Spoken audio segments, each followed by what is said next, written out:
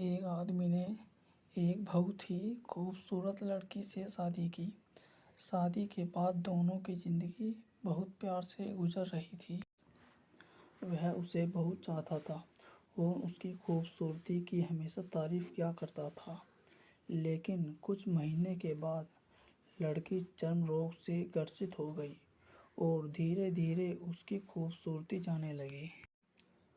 खुद को इस तरह देख उसके मन में डर सामने लगा कि यदि वह बदसूरत हो गई तो उसका पति उससे नफ़रत करने लगेगा और वह उसकी नफ़रत बर्दाश्त नहीं कर पाएगी।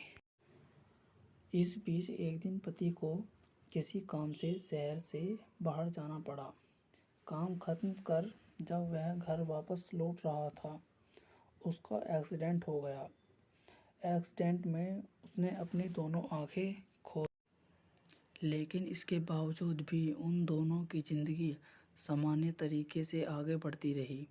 समय गुजरता रहा और अपने चर्म रोग के कारण लड़की ने अपनी खूबसूरती पूरी तरह गंवा दी।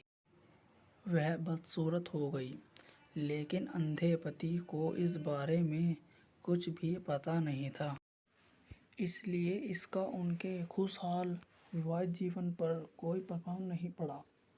वह उसे उसी तरह प्यार करता रहा। एक दिन उस लड़की की मौत हो गई। पति अब अकेला हो गया था। वह बहुत दुखी था। वह उस शहर को छोड़कर जाना चाहता था।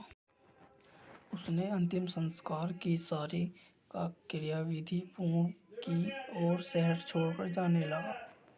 तभी एक आदमी ने पीछे से उसे पुकारा और पास आकर कहा, अब तुम बिना सहारे के अकेले कैसे चल पाओगे?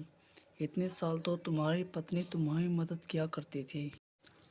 पति ने जवाब दिया, दोस्त मैं अंधा नहीं हूँ, मैं बस अंधा होने का नाटक कर रहा था, क्योंकि यदि मेरी पत्नी को पता चल जाता कि मैं उसकी बदसूरती देख सकता हूँ, तो यह उसे उसके रोग से ज़्यादा दर्द देता। इसलिए मैंने इतने साल अंधे होने का दिखावा किया। वह बहुत अच्छी पत्नी थी, मैं बस उसे खुश रखना चाहता था।